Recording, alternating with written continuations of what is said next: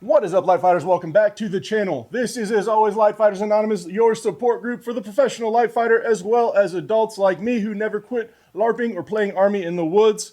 Today, I have something very special for you. I have the Binock NVG50. What this unit is going to be an entry-level, cheap, or affordable night vision monocular device. Now, this isn't a true monocular. We'll get into that later. This is actually going to be a high-sensitivity digital camera. But it's got some great features, and we're going to give it a review today. Eagle 2, this is Light Fighter 1-1. How copy, over. Contact! Contact! 1-1, this is Eagle 2, good copy, send traffic, over.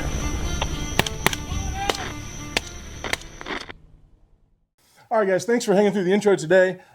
We are going to be going over this Binock NVG50 night vision device that was sent to me. So full disclaimer, I want to get this out of the way. This was sent to me by the people at Binock. I am no shill. Again, I don't ask for money and I don't accept money, so I'm not making any money off this review. This will be a demonetized video just for your information. And also, I was very open and honest with them. I said I was going to give them an honest review based off my experience and my feedback, and I was going to be comparing this unit to what I consider to be entry-level night vision, which is a much more expensive PVS 14 with, Gen 3 white phosphor optics, okay? My experience level isn't top-notch, but I've gotten a lot of exposure to lots of different night vision units. And I hold a little bit of different opinion about night vision than a lot of other end users. A lot of people say that night vision is a superpower.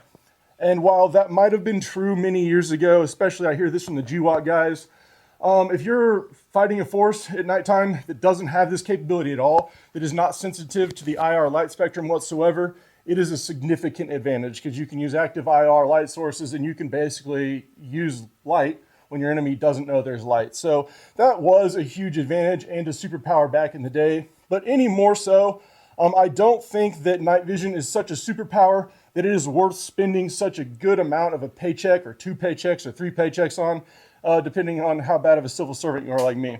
But this unit right here is affordable. This is the Binock NVG50, and this can be had probably shipped to your door for a little bit less than $600. And it includes pretty much everything you need to get started.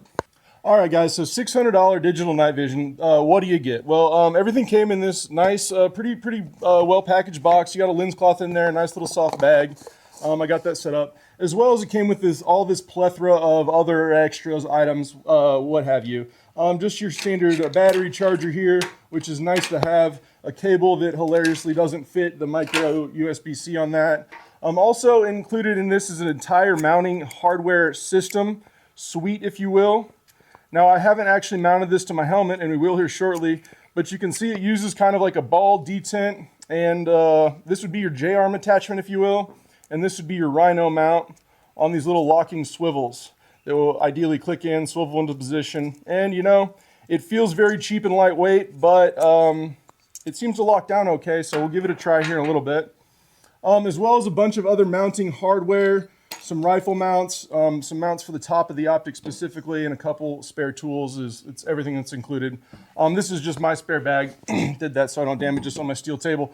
This is the actual Binock unit right here, the NVG50. Now, overall, size and weight comparison, very comparable to the PVS 14 right here in my left hand on your right, okay? Simple, little, small units. They weigh about the same. I'm not one of those nerds that splits hairs and actually weighs things, but I'd say they have identical size and weight. Getting into the Binock's actual build, very standard, objective lens focus, got a lens cover. You've got your IR illuminator LED right there. You've got some mounting gizmos and gadgets. We're going to get into those in a minute. I'm not super pleased with those. You've got this little port here on the right, which goes thoroughly undescribed in the manual that I didn't get. Of course, I went ahead and downloaded it on the internet.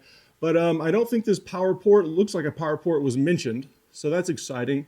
Maybe that's external power. And then you get onto your control side here. You've got just some soft button interfaces right here.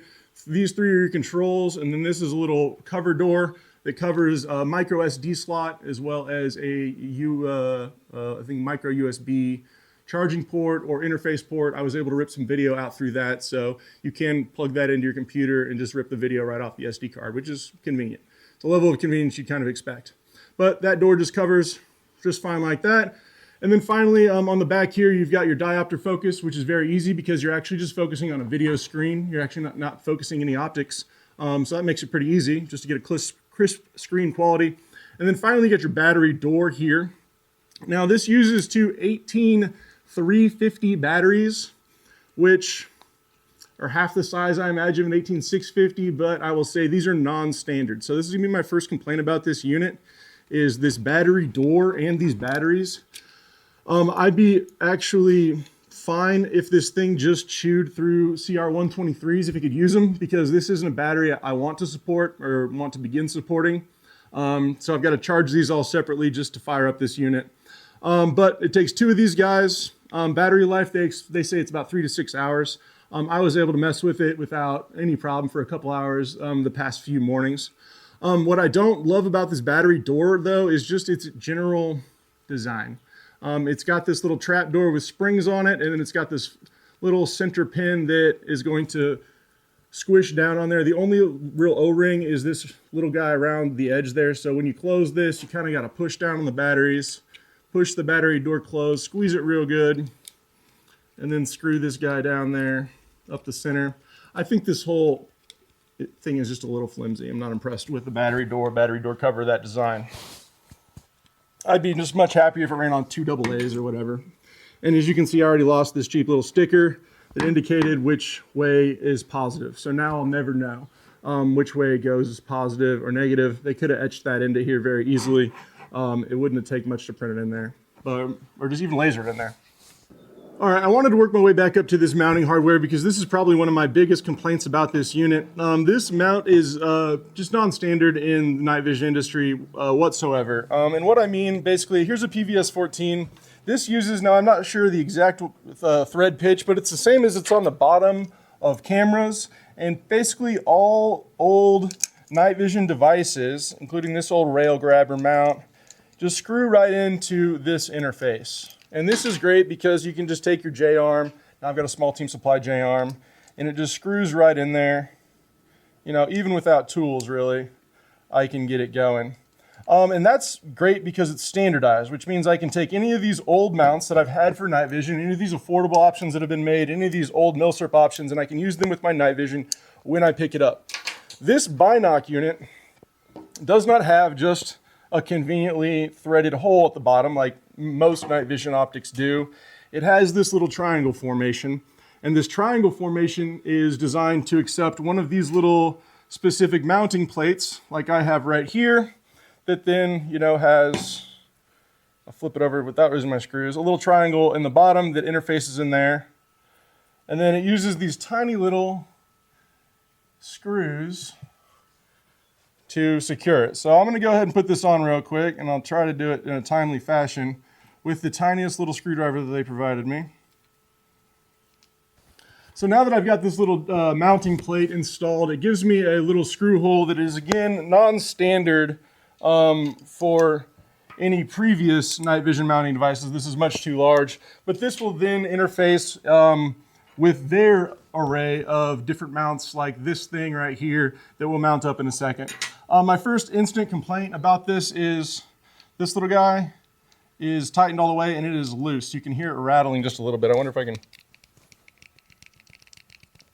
That is already loose and that is fully tightened, and we're just getting started in the system. So first part installed and we already have jiggle. That's not a good sign for any functional night vision device, but let's keep building this up. Okay, I was a little bit confused. This plate is actually an interface plate for this large, incredibly not real estate minded rail grabber mount, so you can actually mount this as an optic on your rifle. I'm not going to be doing that. But what I am going to be doing is undoing these little tiny screws and attaching this guy so we can see how this thing interfaces with the helmet. What they really could have done, which I really would appreciate it, is just make a screw-on dovetail. Like, holy crap, how hard is that? None of these little mount plates that they did include have any standard screw holes that would interface with any previous produced night vision equipment. So off with this real quick, and on with the big goofy J-arm. We're going to call it the J-arm. All right, using the included smallest screws in all of China, I've installed what we're going to call this J-arm, or what would be a J-arm on a normal night vision setup. And then we've got this Rhino mount that really kind of just clamps on there, and then, twists tight.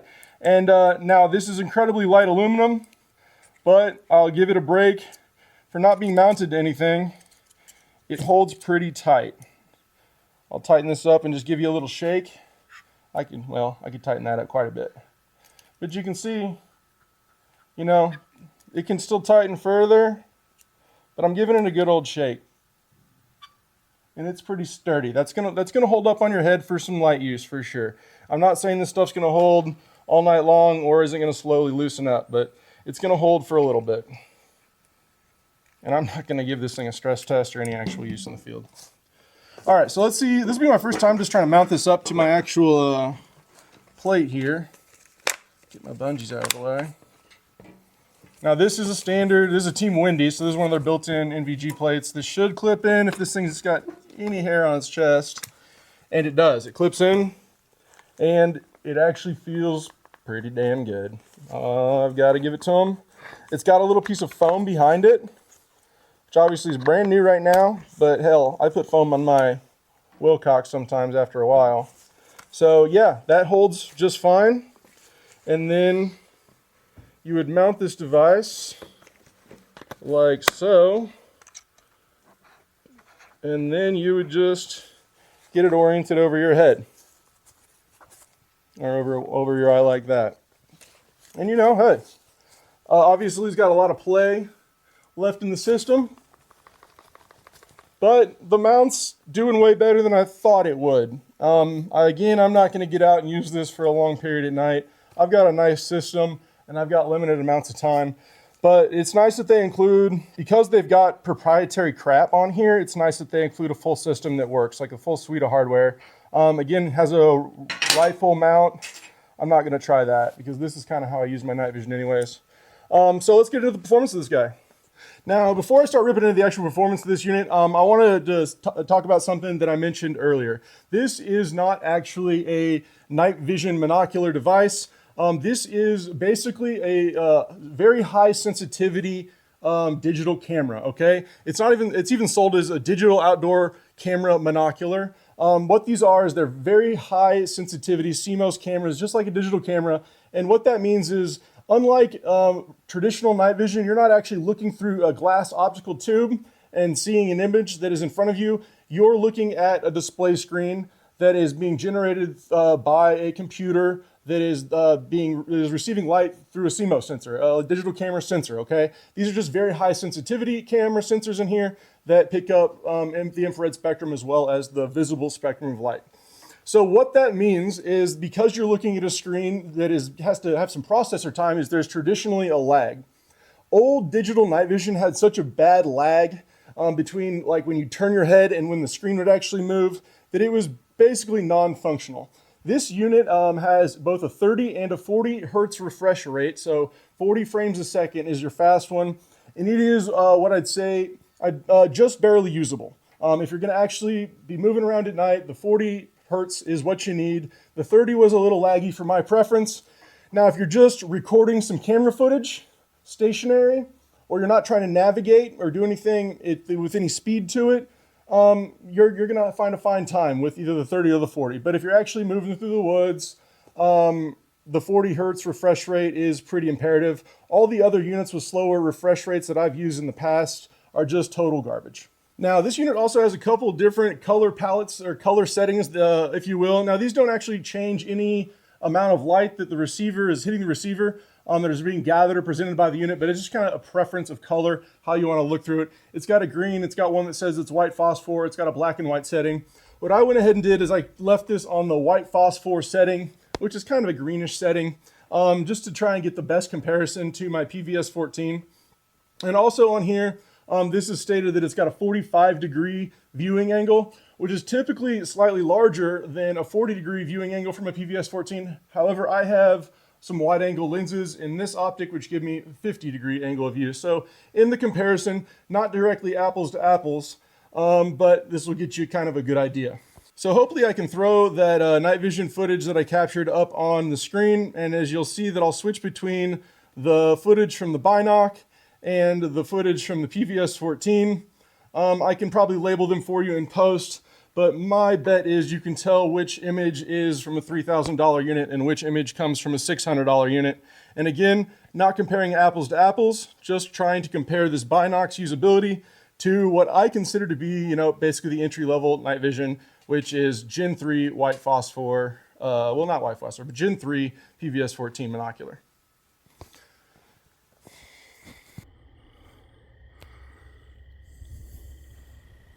See if we can get this focus better for you. There we go. It's better. Infinity focus on one of them at least.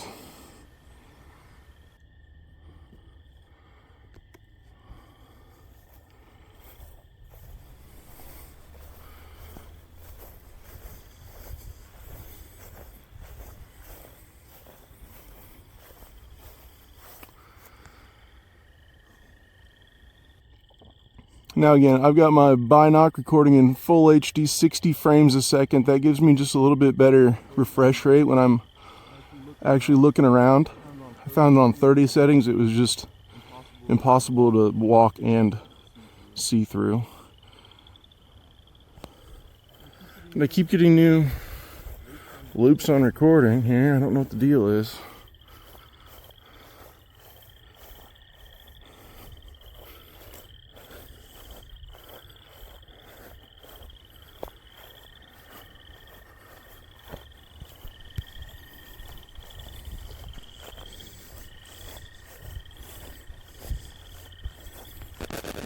Stop. All right, so hopefully in the last bit of footage, you guys got to see for yourself the difference between the PVS-14, which has got a Gen 3 tube and some nicer glass in there, and the Binock NVG50 nighttime digital camera. Brass tacks and hard facts of the matter, I've always said for a very long time that Gen 3 PVS-14 is your entry-level night vision device. A simple monocular gives you all of the quote-unquote superpowers that you need to be an effective light fighter. It makes you sensitive to the IR spectrum, as well as having some quality lenses in a rugged unit. It gives you the ability to navigate a little bit easier at night. Unfortunately, however, the barrier to entry to this unit is around $1,500, and that's if you find a pretty good deal on a used unit, okay? You can easily spend twice that on a brand new PVS-14, and I don't think it's completely money wasted. However, for about $500 to $600, you could find yourself into this digital camera. The question is this worth my $500? Is this going to give me the same superpower that this PVS-14 is going to give me, even if it costs 2 or 3 times as much? Should I buy this? And my heartfelt opinion is no, absolutely not. If you don't have the extra spare cash to spend on a PVS-14 unit, which I still consider to be the entry level for night vision, I would not get into what's already easily identifiable as a worse quality unit. When you're navigating at night under night vision, first off, you'll find that you usually don't need it. However, when you do need it, you need a pretty sharp quality unit to help you. I actually found that in the last few mornings using this by itself, I was much happier navigating completely without it. We didn't have any blackout, triple canopy, couldn't see my hand in front of my face conditions, but in mixed lighting environments, just in this rural suburban kind of area out in this farmland, I had plenty of light to navigate entirely without night vision, and I never found myself saying, hey, this thing would be handy.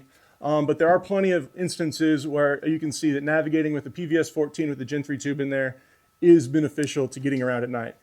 So unfortunately for the guys who sent me this for free, I do appreciate the chance to review it. I cannot recommend anybody spend their money on it. Some of the cons just outweigh the pros, and I don't think this gives you any added capability that's worth hundreds of dollars. So guys, This is the Binock NVG50. I will be giving this away to a light fighter in need just to give them some capability. It's still a fine unit. It still records onto an SD card. It's got audio quality that sounds like it's in an enclosed GoPro case. But it is still a useful little night vision tool and a fun toy. So guys, rock on, stay sharp. This is Light Fighters Anonymous. If you guys want to train with us, learn more, or play with any of your own equipment, check out lightfightersanonymous.com. We host 4 immersive events a year. Check it out. Rock on.